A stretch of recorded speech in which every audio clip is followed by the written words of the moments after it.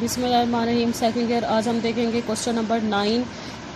आपने sigma known के questions देखे थे हाइपोथेसिस के फॉर लार्ज सैंपल। अब हम देखेंगे सिग्मा अननोन और फॉर लार्ज सैंपल। ठीक है, तो जब भी आप क्वेश्चन हाइपोथेसिस करेंगे इसमें भी आपने सबसे पहले एन को जज करना है। ठीक है, आपने सबसे पहले देखना है एन क्या है। अगर एन ग्रेटर दैन 30 है तो आपने जी डिस्ट्रीब्यूशन लगाना है, और अगर एन लेस दैन 30 है तो फिर आपने टी डिस्ट्रीब्यूशन लगाना है। लेकिन अगर आपका एन ग्रेटर दैन 30 आप जी डिस्ट्रीब्यूशन लगाने हैं, फिर आपने जी में ये देखना है कि इसमें सिग्मा नोन का फार्मूला लगेगा या अननोन का फार्मूला लगेगा। ठीक है क्लास, जब आप क्वेश्चन नंबर 9 अगर देखें तो इसमें वो कह रहा है random sample of 200 trucks were driven on the average of 16300 miles a year with a sample of standard deviation of 3100 miles. ठीक है, अब इस पे एन क्या है 200। अब एन ग्रेटर दैन 30 है। ठीक है, 30 से ज़्यादा तो ये इसमें जी डिस्ट्रीब्यूशन लगेगी।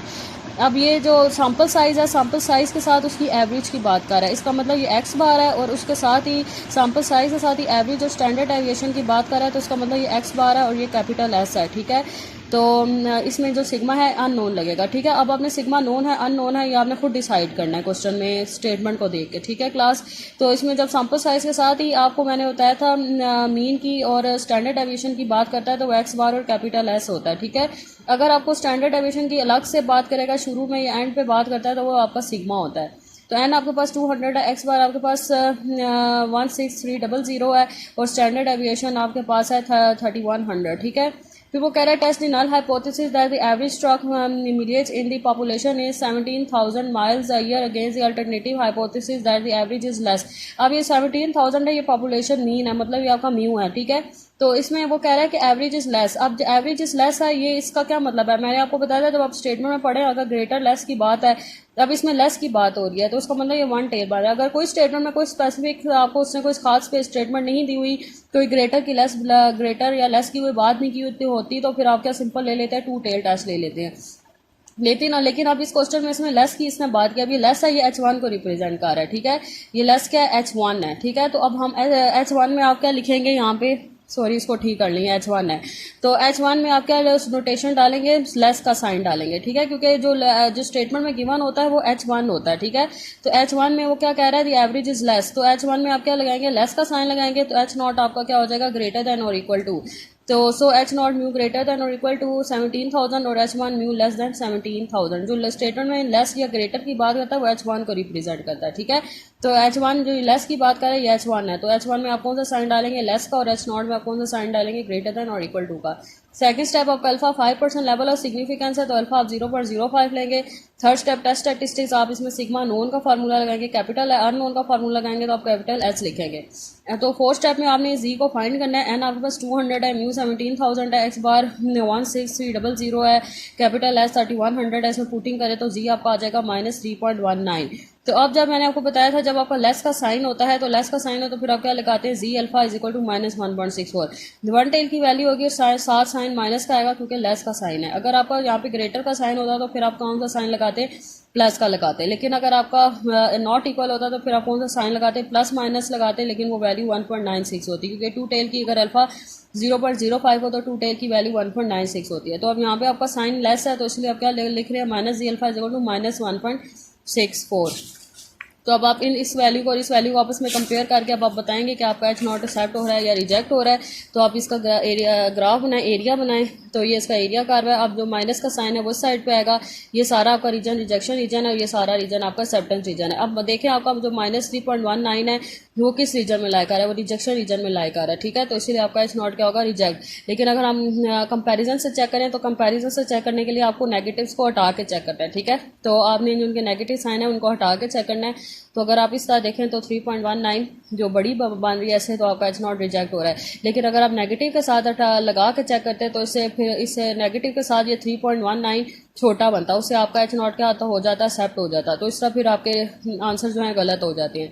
तो आप जब भी साइंस को हटा के चेक करेंगे तब आपके रिजल्ट जो हैं ठीक आएंगे। ठीक है, क्योंकि आप नेगेटिव अगर सपोज आप -3.19 और -1.64 को कंपेयर करें तो फिर -3.19 छोटा बन रहा है इससे, तो उस केस में H नॉट एक्सेप्ट हो जाएगा। तो आपने नेगेटिव को हटा के चेक करेंगे तब आपका सही रिजल्ट आएगा।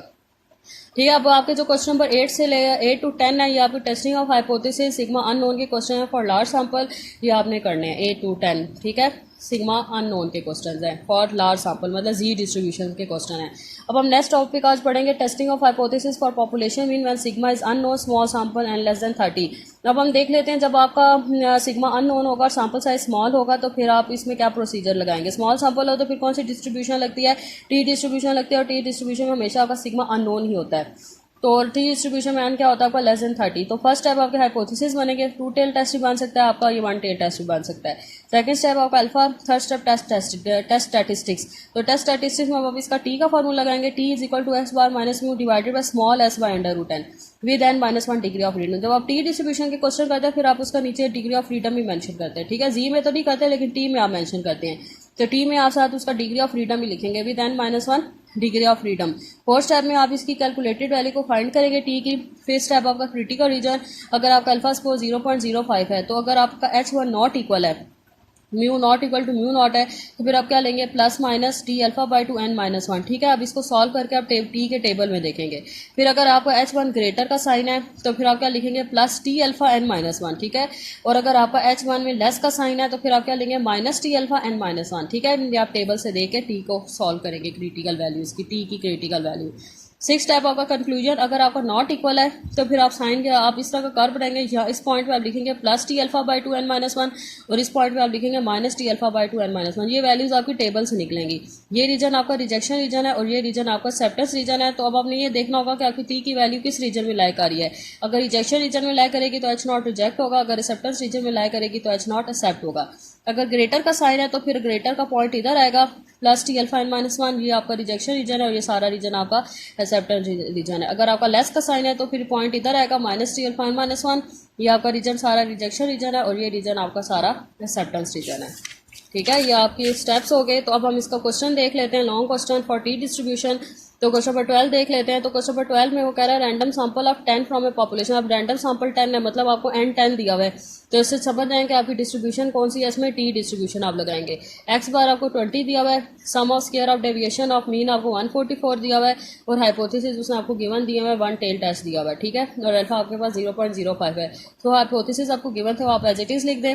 आपका अल्फा 0.05 है। टेस्ट स्टैटिस्टिक्स आपका जो टेस्ट स्टैटिस्टिक्स का फार्मूला है वो लिखें, साथ उसके डिग्री ऑफ फ्रीडम का भी मेंशन करें। एक्स बार आपके पास 20 है, एन आपके पास 10 है। Sum of square of deviation को आप क्या कहते हैं, summation X minus X bar का होल स्क्वायर, ठीक है। Sum of square of deviation को क्या कहते हैं, summation X minus X bar का होल स्क्वायर, और उसकी वैल्यू आपको क्या दी हुई है 144 और म्यू आपको दिया हुआ है 19.5। तो अब आप कैपिटल स्मॉल एस निकाल लें, ठीक है। टी डिस्ट्रीब्यूशन में आप जो एस यूज करते हैं वो स्मॉल एस होता है। टी में एस को इस तरह छोटा एस लिखा करें, ठीक है। ये मैं इस तरह ये छोटा एस लिखती हूँ, ठीक है, और कैपिटल एस को मैं बड़ा लिखती हूँ। तो स्मॉल एस का क्या फॉर्मूला होता है, summation X minus X bar का whole square divided by N -1। आपको मैंने कैपिटल एस और स्मॉल एस के फार्मूले लिखाए हुए हैं, ठीक है, कॉन्फिडेंस इंटरवल में।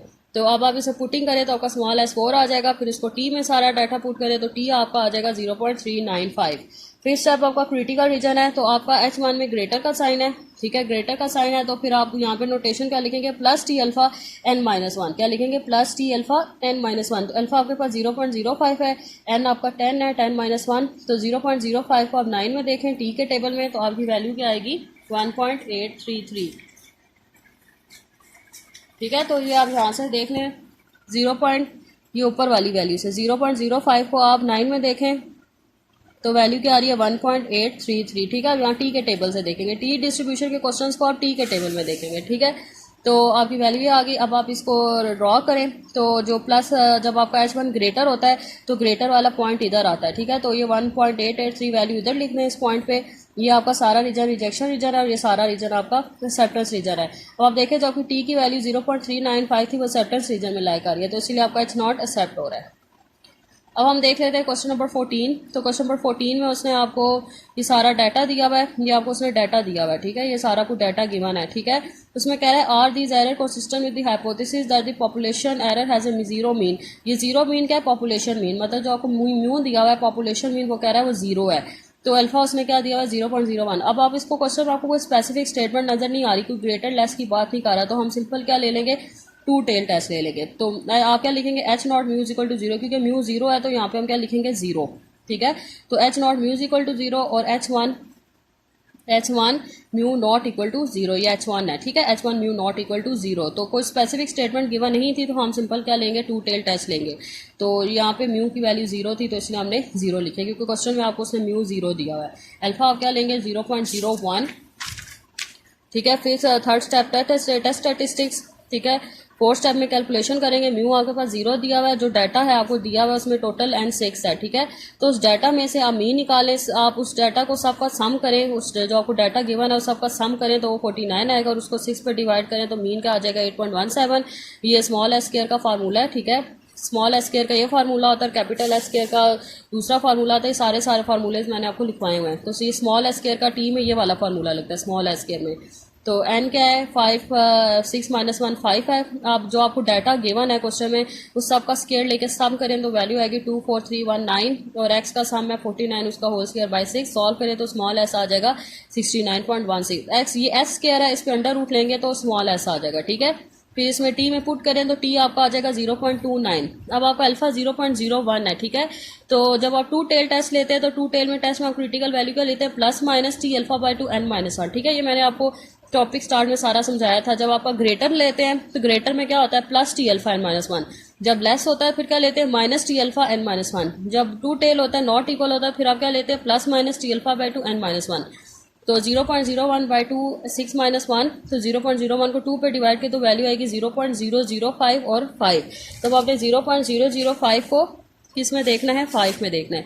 तो 0.005 ये है, ठीक है। 0.005 को आप 5 में देखें तो आपकी वैल्यू आएगी 4.032, 4 प्लस माइनस 4.032। तो ये आपकी क्रिटिकल वैल्यू आ गई, क्रिटिकल आपका रीजन आ गया। 6 स्टेप में आप कंक्लूजन लेंगे, तो कंक्लूजन में आप क्या करेंगे, इस पॉइंट पे भी 4.03 लिखेंगे और इस पॉइंट में माइनस 4.032 लेंगे। ये आपका रिजेक्शन रीजन है और ये आपका क्या होता है, एक्सेप्टेंस रीजन है। अब आप देखें कि 0.29 आपका किस रीजन में लायक आ रहा है, तो आपका एक्सेप्टेंस रीजन में लायक आ रहा है, तो आपका एच नॉट क्या होगा, एक्सेप्ट। नीचे आप नीचे स्टेटमेंट लिख दें, ठीक है। ये मैंने डॉट लगा दी, बाकी आप इसको खुद कंप्लीट करें।